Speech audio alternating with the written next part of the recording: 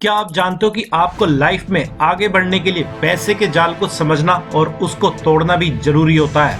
और ऐसा आपको बाहरी वर्ल्ड में ही नहीं, इनर वर्ल्ड या स्पिरिचुअल लाइफ के लिए भी करना जरूरी होता है। क्योंकि अगर आप ऐसा नहीं करते हो तो आप चाहे जितना मर्जी पैसा कमा ले, आपको वो चैन कभी भी नहीं आएगा जिसको आप पैसे से खरीदने की कोशिश में ही अपने दिन रात लगा रहे होते हैं। और इस तरह से पैसा ही आपकी पूरी लाइफ को कंट्रोल करने लगता है। और जब तक इंसान इस सारे गेम को सही से समझ पाता है तब तक बहुत ज्यादा देर हो चुकी होती है।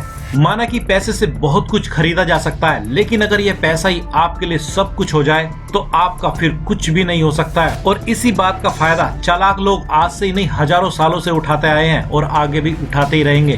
क्योंकि जब लोग पैसा कमाने के पीछे पागलों की तरह अंधे होते हैं तो वे सब कुछ अपना पैसे के लिए दांव पर लगाने के लिए तैयार भी रहते हैं। तो तभी कोई चालाक व्यक्ति ऐसे लोगों को पैसे कमाने का लालच देकर ही उनका वह सब भी लूट सकता है जो उनके पास पहले से होता है। इसलिए आपको पैसा कमाना तो चाहिए, जितना आप कमाना चाहते हैं उसमें कुछ भी बुरा नहीं है, लेकिन आपको पैसे को सेंटर नहीं बनाना चाहिए। क्योंकि जब भी कोई इंसान केवल पैसे को सेंटर बना लेता है तो उसका भटक जाना लगभग तय हो जाता है। जैसे कि आप जानते हो हमारे यहाँ दो देवियां हैं जिनकी बहुत ज्यादा पूजा पाठ की जाती है, जिसमें से एक है लक्ष्मी जी और दूसरी सरस्वती देवी। जिसमें से लक्ष्मी जी धन की देवी है तो सरस्वती ज्ञान की देवी है, ये तो सब जानते ही हैं। लेकिन क्या आप सही से जानते हो कि लक्ष्मी जी की कृपा पाने से पहले आपको सरस्वती जी को पूजना जरूरी है, क्योंकि तभी आप लक्ष्मी जी के द्वारा दिए गए धन को सही से यूज कर सकते हो। और यह विवाद बहुत दिनों से चलता आता है कि इन दोनों में से बड़ा कौन है, लक्ष्मी या सरस्वती। लेकिन आपको अगर इनको सही से समझना हो तो आप जानते हो कि आप सरस्वती की साइड चले जाते हो, क्योंकि आप कुछ समझने जैसे काम करते हो, जिसके जस्ट बाद आपको लक्ष्मी जी मिल ही जाएंगी। क्योंकि जब आप कुछ सही से समझ जाओगे तो उसका प्रयोग आप किसी भी चीज के लिए कर पाओगे। या आप सीधे ही पैसे या लक्ष्मी जी की तरफ जाओ तो भी आपको सरस्वती जी का सहारा तो लेना ही होगा कि कैसे आप बहुत सा पैसा कमा सकते हो या उसको सही से मैनेज कर सकते हो। और आप जितना गहरा इन सब को सोचते जाओगे तो आप पाओगे कि ये दोनों एक ही सिक्के के दो पहलुओं की तरह है, जो दोनों एक साथ ही चलते जाते हैं। तभी तो लोग कहते हैं कि लर्निंग इज अर्निंग। इसलिए आपको इस पैसे के जाल को समझना अब बहुत ही ज्यादा जरूरी हो जाता है। और वह यही है कि किसी भी इंसान का 1 रुपए से 1 लाख रुपए कमाना बहुत ज्यादा मुश्किल है, जबकि इसी इंसान का 1 लाख से 10 लाख कमाना बहुत ज्यादा आसान होता है। और वो इसलिए क्योंकि जब भी कोई इंसान 1 रुपए से शुरू करके 1 लाख तक पहुंच जाता है तो वह पैसे के नियम के बारे में बहुत कुछ समझ ही जाता है कि कैसे इस दुनिया में यह पैसा काम करता है और कैसे इसको अपने पास इकट्ठा किया जा सकता है। और उसके बाद वह यही नियम दोहराकर अगले 10 लाख भी बड़ी आसानी से कमा सकता है, अगर वह कमाना चाहता है तो।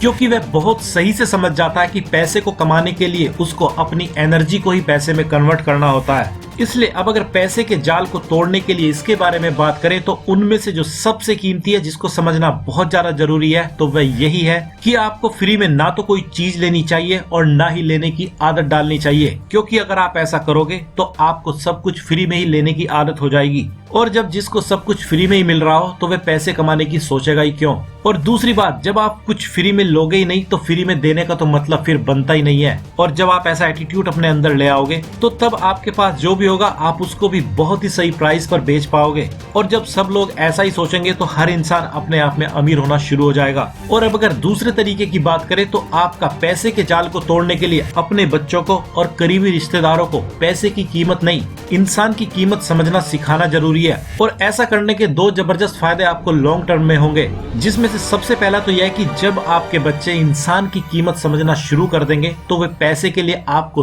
तब नजरअंदाज नहीं कर पाएंगे जब आप पैसे नहीं कमा रहे होंगे।